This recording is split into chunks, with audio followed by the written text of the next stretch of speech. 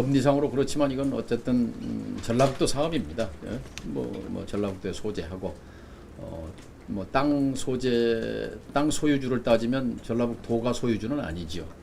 아니지만 그러나 뭐 윤석열 대통령도 후보 시절에 새만금이 전라북도의 미래다, 나라의 미래다라고 얘기하는 것을 똑똑히 기억합니다. 근데 문제는 잼버리는 잼버리고 새만금은 새만금인데 이 정부가 잼버리 실패의 그 연장에서 새만금 예산을 칼질하려고 한다는 것, 여기에 심각성이 있다고 봅니다. 아마 다음 주면 정부가 이제 국회에 제출할 예산안의 윤곽이 나오게 될 터인데요. 제가 아는 바로는 아마 새만금 예산의 대폭 삭감 흐름이 있다고 합니다. 이것은 새만금 사업을 사실상 좌초시키는 것이나 마찬가지입니다. 어렵게 한 발 한 발을 디뎌왔던 새만금이 이제 윤석열 정부에서 암초를 만나게 된 셈인데요. 이것은 이대로 두고 봐서는 안 된다 이런 생각입니다. 저희 책임도 있습니다. 저도 국회에도 있었고 정부에도 있었고 그렇기 때문에 전라북도가 이렇게 힘이 없고 또 잼버리에 우리 도민들이 상처받고 온 거에 대해서 정말 깊은 책임감을 느낍니다. 지금 흐름으로 봐서는 이번 기회에 새만금을 전면 재검토한다는 그 얘기를 듣고 저는 경악했습니다. 어떻게 잼버리 실패의 책임을 호도해도 유분수지 지방정부에 준비한 나 지원 부족 책임을 물을 수는 있겠지만 예를 들어서 우리 국민들이 지금 생각하는 화장실 문제, 예를 들어서 구체적으로 그게 조직위 책임이냐 중앙정부의 준비 몫이냐 지방정부 도지사 책임으로 그런 것을 준비했어야 하는가에 대해서 국민들이 잘 몰라요. 화장실 개수를 몇 개로 하며 화장실 청소는 어떻게 하며 뭐 관리를 어떻게 한다라는 거에 대해서 그런 책임 한계를 분명히 해야죠. 예산을 누가 집행했고 책임 한계는 어디까지고 그렇게 된다면 그것을 분명히 밝혀야 이 정부가 새만금 사업에 대한 근본적 검토 이런 따위의 얘기를 할 수 없게 될 것입니다. 물론 잼버리의 성공을 통해서 새만금을 세계에 홍보하고자 하는 우리의 그런 기대는 이제 물거품이 되어버렸습니다. 참 안타까운 일이지만 홍보는커녕 새만금 사업 자체가 위태롭게 되어버린 그런 상황은 좌시할 수 없죠.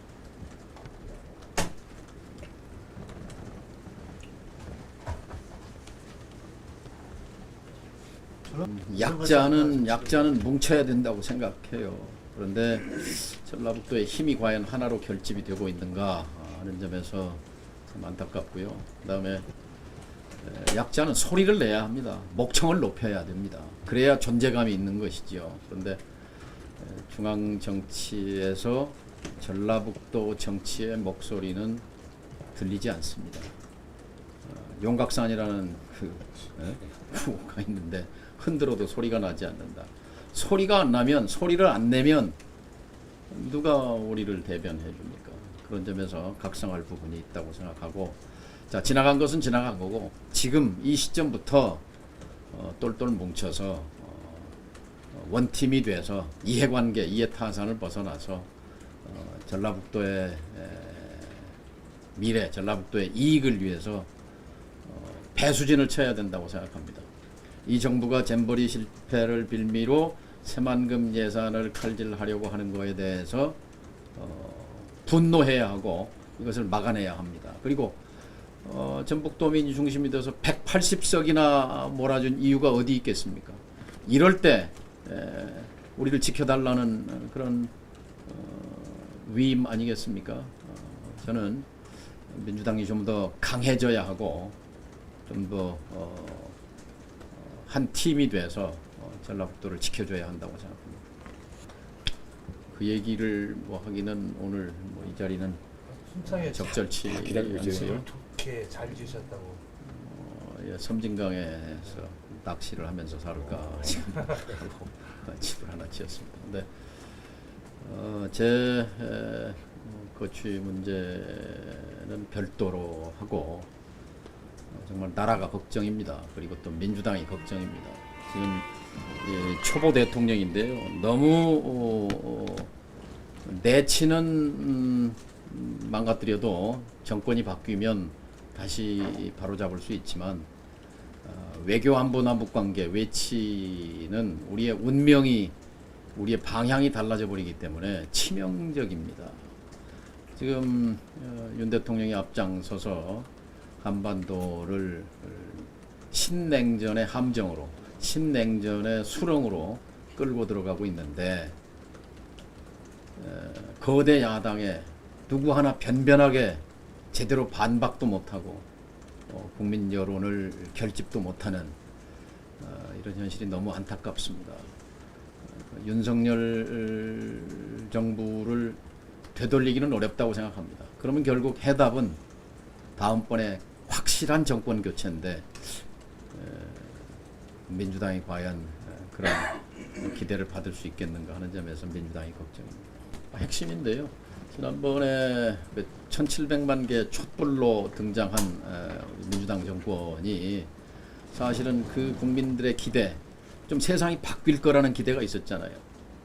뭔가 좀 다른 세상이 올 거라고. 근데 과연 다른 세상을 만들었는가? 그래서 180석도 뒷받침해 주느라고 만들어 주었고 그 점에서 실망이 크기 때문에 지금 윤 정부의 실책이 거듭되더라도 여기에 대한 분노가 조직화되지 못하고 힘이 실리지 않는 것 같습니다. 그런 철저한 문제의식, 성찰 속에서 다시 시작해야 합니다. 그리고 전라북도 문제와 관련해서도 우선 일단 도민들께 반성하고 엎드리고 겸허하게 겸손하게 재출발을 새 출발을 약속하면서 적어도 이 정기국회 예산국회잖아요. 이 예산국회에서 새만금 예산이 희생양으로 전락하는 것은 막아야 합니다. 전북도민의 대표를 뽑을 때는 전북도민의 도의 이익이 침탈당할 때, 침해당할 때는 결연히 일어서라는 그런 요구자 위임이 있었지 않겠습니까? 핵심은 적어도 올해 새만금의 SOC 예산 등등에서 1조 원 가까이 1조 원대 예산이라고 봅니다. 아마 내년 예산은 최소한 그 수준은 유지돼야 되겠죠.